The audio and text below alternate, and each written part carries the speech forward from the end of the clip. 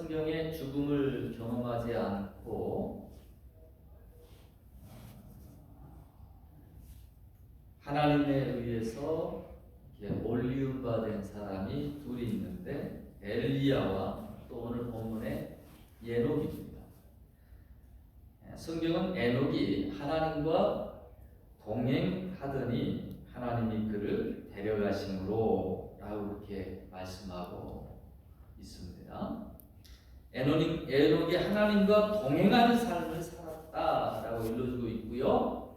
그리고 그것이 하나님이 에녹을 기뻐하시고 죽음을 경험하지 않고 데려가신 이유라고 밝혀주고 있습니다. 동일한 사건을 히브리서 11장 5절에도 기록해 주고 있는데요.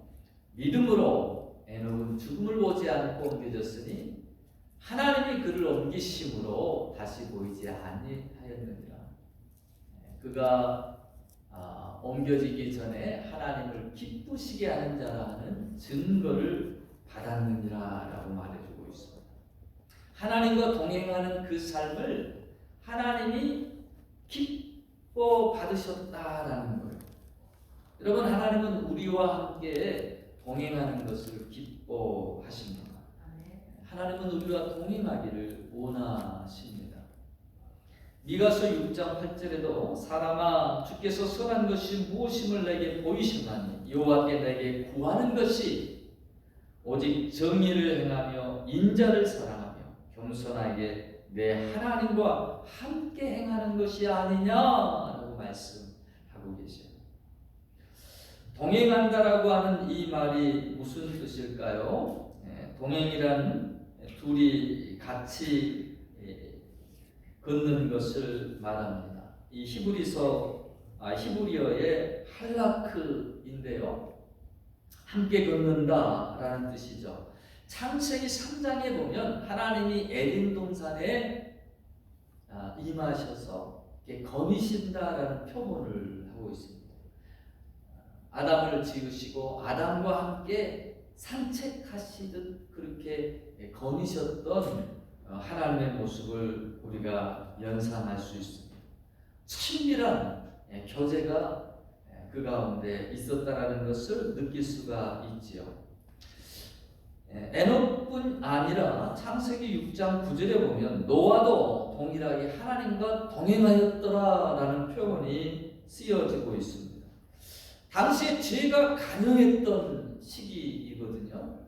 하나님이 홍수의 심판을 통해서 온 인류를 쓸어버리시겠다라고 하는 그와 같이 사람들의 죄악이 간영함으로 하나님이 인생을 지으셨음을 한탄하셨던 그 모습들이 당시의 시대상인데 어떻게 이 에녹도 또 노아도 하나님과 동행하는 삶을 살 수 있었느냐라는 것이죠.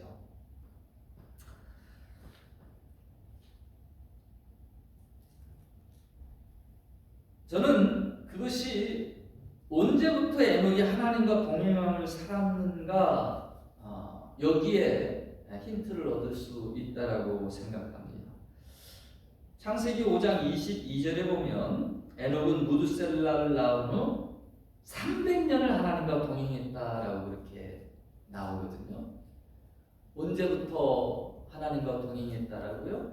무드셀라를 낳은 후에. 그 다음부터 하나님과 300년을 동행하며 살았다는 것입니다. 하나님과 동행하게 된 계기가 아마 이 무드셀라 영향이 무드셀라와 깊은 관계가 있다라는 것을 우리가 추측해 볼 수 있는 대목입니다. 이 무드셀라라고 하는 이름은 문자적으로는 사람을 뜻하는 마투와 창이라고 하는 그 셀라흐의 합성어입니다. 그래서 창을 던지는 사람이라는 뜻을 가지고 있어요. 고대 근동선화에 의하면 각 동네마다 창을 들고 수호하는 사람들이 있는데 이 사람들이 마을을 지키는 그런 역할을 하는 거예요. 근데 그 사람이 죽으면 이제 그 종말이 이제 이 마을은 끝났다라고 하는 그런 낙담의 의미가 그 이름 가운데 포함되었다라는 것입니다. 다시 말하면 그 사람이 죽으면 종말이 온다. 사실 이 무드셀라의 이름에는 종말의 의미가 포함이 되어 있습니다. 아마 무드셀라를 우리 예를 부모님들이 어머님들이 특별히 예를 잉태하고 나면 태몽이라는 걸 꾸죠. 신기하게 태몽들이 참 맞는다라는 그런 얘기를 다 하고요. 웬만해서는 대부분 다 태몽들을 나름대로 가지고 계시더라고요. 하나님이 어떤 방법으로 에녹에게 계시해 주셨는지 이 창세기의 말씀에는 나와 있지 않는데요. 유다서에 보면 유다서 1장 14절로 15절에 우리는 무드셀라에게 보여줬던 예언의 한 부분을 좀 더 구체적으로 볼 수가 있습니다.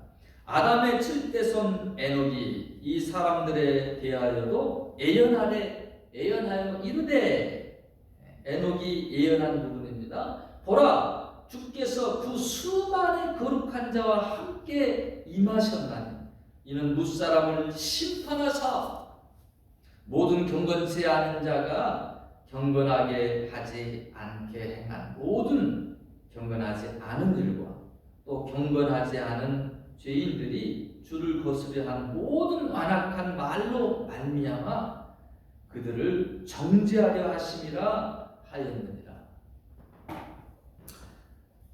에녹은 그 아들 무드셀라를 낳으면서 하나님께서 경건치 않게 행한 죄인들이 심판될 것이다라고 하는 특별한 계시를 받은 것으로 보입니다. 그리고 그때가 자신의 아들이 죽을 때라는 것을 하나님께서 알려주신 것 같아요.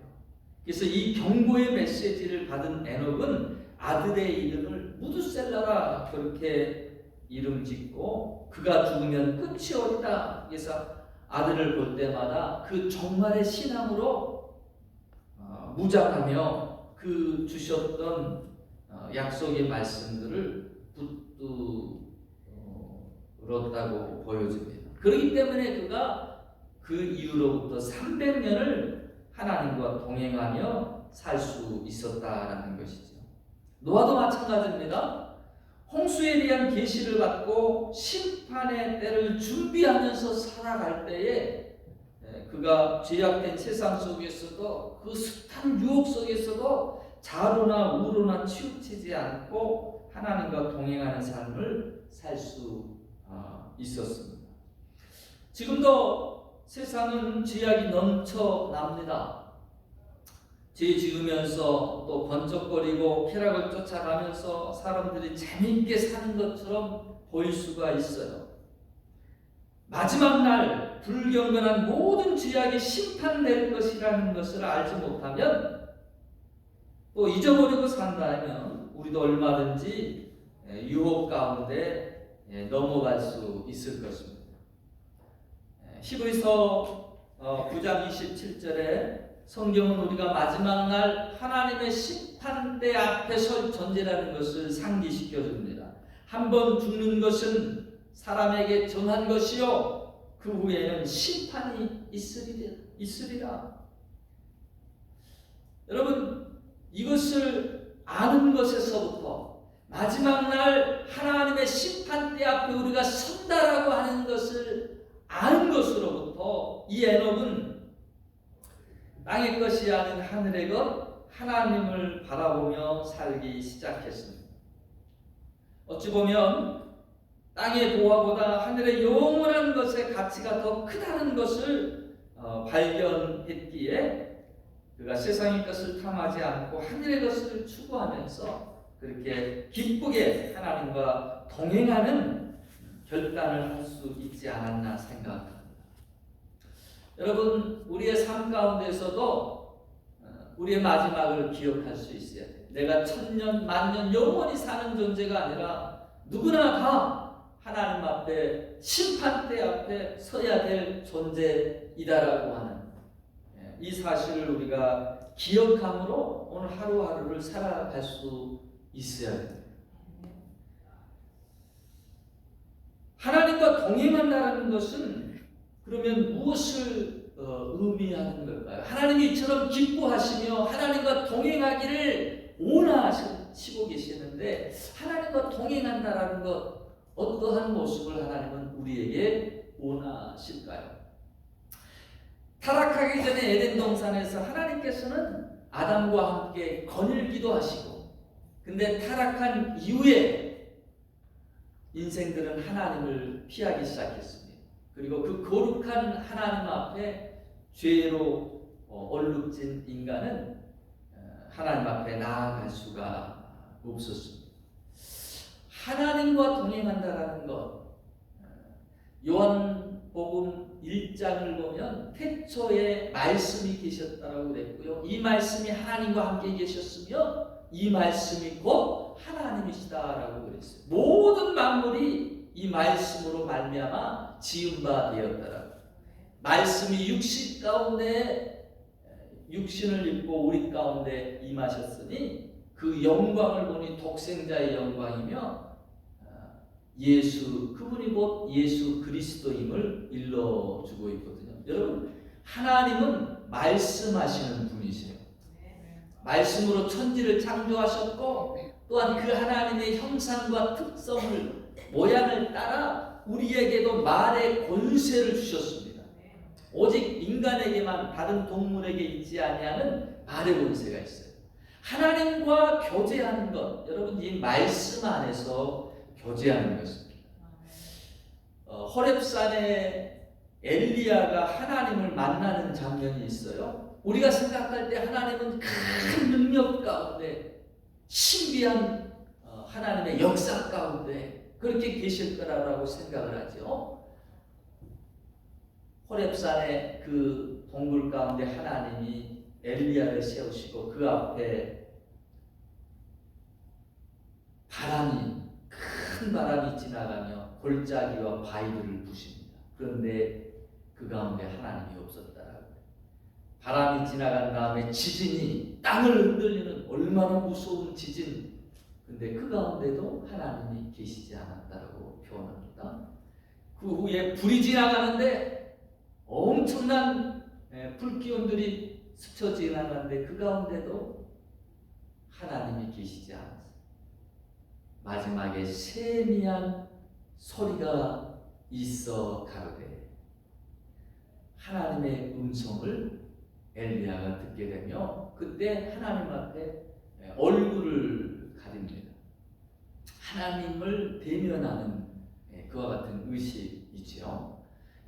말씀 가운데 하나님이 거하시며 말씀을 통해서 우리하고 교제하신다라는 거예요.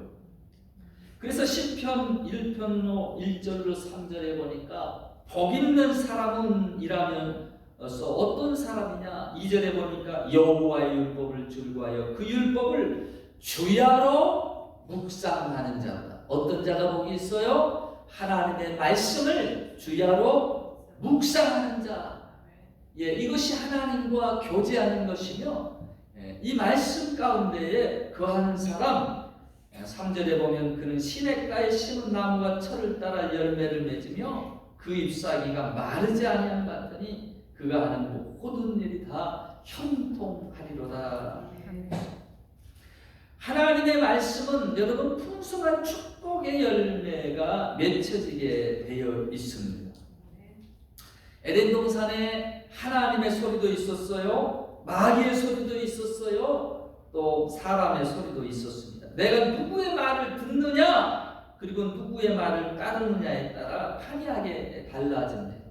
하와는 유혹하는 마귀의 그 꾀이는 소리에 귀를 기울이며 타락의 길로 나아가게 되었습니다.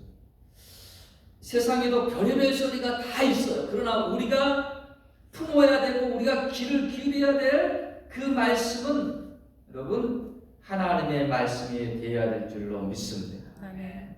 주야로 하나님의 말씀을 묵상하는 자가 복이 있다라고 그랬어요. 여러분 하나님의 말씀은요 살아있다라고 그랬습니다. 히브리서 4장 12절 말씀을 보면 하나님의 말씀은 살아있고 활력이 있어 좌우의 날선 어떤 것보다 예리하여 혼과 영과 및 관절과 골수를 찔러 쪼개기까지 하며 또 마음의 생각과 뜻을 판단하나니라고 그랬어요. 하나님의 말씀은 여러분 그저 어디 책에 쓰여 있는 말씀이 아니다라는 거예요. 그 말씀은 천지를 창조하신 말씀이고 그 말씀의 권세와 능력은 없는 것을 있게도 하시는 말씀이시고, 그래서 자기의 딸을 고쳐달라고 하는 백부장이 주님 앞에 나와서 말씀만 하옵소서. 나에게도 병사 100여 있는데 이더러 이것을 하라 하면 이것을 하고 저것을 하라 하면 저것을 합니다. 천지의 주관자이신 주님께서 말씀만 하옵소서. 그러면 내 딸이 낫겠습니다. 말씀만 하시면 얼마나 대단한 믿음이에요. 주님이 내 믿음이 크다, 그 믿음을 인정하시잖아요. 여러분, 이처럼 말씀은 권세가 있고 말씀은 능력이 있습니다. 이 말씀은 우리 안에 역사하는 말씀이시고, 이 말씀은 우리가 세상을 살아갈 때 우리가 능히 승리할 수 있는 힘과 능력이 된다라는 것이에요. 근데 우리가 간과해서는 안 되는 중요한 것이 있습니다. 하나님과 동행한다라고 하는 것은요, 하나님과 교제하는 것 그 이상의 의미를 포함하고 있다라는 거예요. 두 사람이 동행하려면 어떻게 해야 할까요? 아모스서 3장 3절 말씀에 두 사람이 뜻이 같지 않는데 어찌 동행하겠으며, 두 사람이 동행하려면 두 사람이 뜻이 같아야 된다라고 그렇게 말씀하고 있습니다. 만약에 에녹이 또 노아가 하나님과 함께 교제하기를 즐거워했지만 구원을 위해서 방주를 지으라는 말씀에 순종하지 않았다라면 어떻게 되었겠습니까? 듣기만 하고 순종하지 않았다라면 그것은 하나님과 동행하였다라고 표현할 수 있을까요? 그럴 수 없을 것입니다. 오늘날 많은 성도들이 하나님의 말씀에 듣는 자리에 나오기를 기뻐합니다. 또 말씀을 읽기도 합니다. 그러나 자신과 생각이 다른 부분이 나왔을 때에 자기에게 어구리가 되는 부분은 기꺼이 순종하지만 내 생각과 다르다라고 생각하는 그 부분에 있어서 하나님의 생각과 말씀과 이렇게 일치하지 못하는, 순종하지 못하는 그런 우를 범할 때가 많습니다. 많은 이들이 교회 한두 번 안 다녀본 사람들이 없어요. 성경에 대해서, 하나님에 대해서 다 나름대로의 지식을 가지고 있습니다. 하나님은 이런 분이시다. 하나님은 이러하셔야 된다. 그렇지 않은 하나님은 나는 하나님이라고 생각하고 받아들일 수 없다. 그렇게까지 이야기하는 사람을 보게 됩니다. 심지어 절의 스님들도 성경을 배우더라고요. 근데 배우기는 배우는데 잘못 배워서 그렇지 아는 것들이 의외로 많아가지고 놀란 적이 있습니다. 여러분, 아는 것과 믿는 것을 우리가 착각해서는 안 됩니다. 혼돈해서는 안 됩니다. 야고보서 2장 17절로 19절에 보니까 이와 같이 행함이 없는 믿음은 그 자체가 죽는 것이라. 어떤 사람은 말하기를 너는 믿음이 있고 나는 행함이 있으니 행함이 없는 내 믿음을 내게 보이라. 나는 행함으로 내 믿음을 내게 보이리라. 내가 하나님을 한 분인 줄로 믿느냐? 잘하는도다. 귀신들도 믿고 떠느니라. 영에 속한 귀신이기 때문에 하나님은 한 분이신 줄 알고 하나님이 얼마나 크신 분인 줄 알아요. 그걸 알고 믿을 필요도 없어요. 아는 거예요. 중요한 것은 무엇이냐? 그 하나님의 말씀과 내가 하나가 될 수 있어야 된다. 동행할 수 있어야 된다라고 하는 그 말씀은 하나님의 말씀에 순종한다라고 하는, 따른다라고 하는 이 표현까지 포함이 된 부분이다라는 사실입니다. 에녹이 하나님과 동행했다는 의미는 그가 하나님의 뜻을 따라서 지속적인 순종으로 경건의 삶을 살아갔다는 것을 의미합니다. 여러분, 말씀을 듣고 그 말씀이 공중을 치는 허공의 소리가 아니라 우리의 심령밭에 심겨지고 그 말씀대로 순종하면서 아름다운 동행의 열매들을 맺을 수 있는 저와 여러분의 삶이 되시기를 축원합니다. 아멘.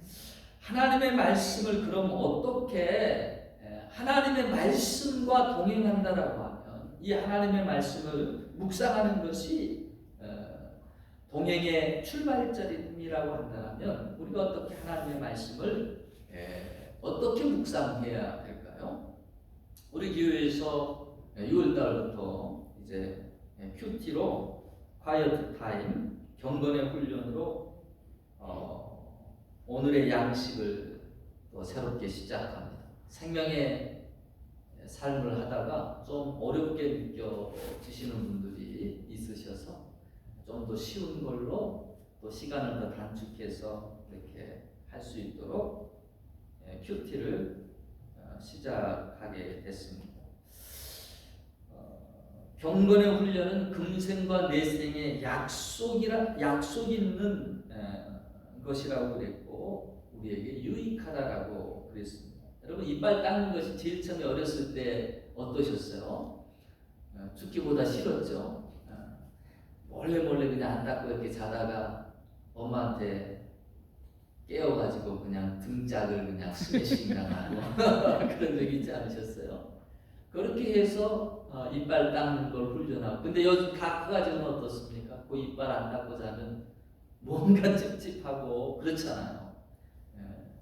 마찬가지로 훈련이라는 게 그렇습니다. 안 해보던 걸 하려고 하면 낯설고, 그러나 그것이 하다 보면 습관이 생기고 유익함이 되게 되는 것입니다.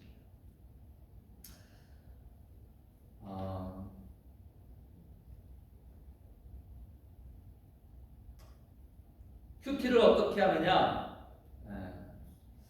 여러분, 먼저는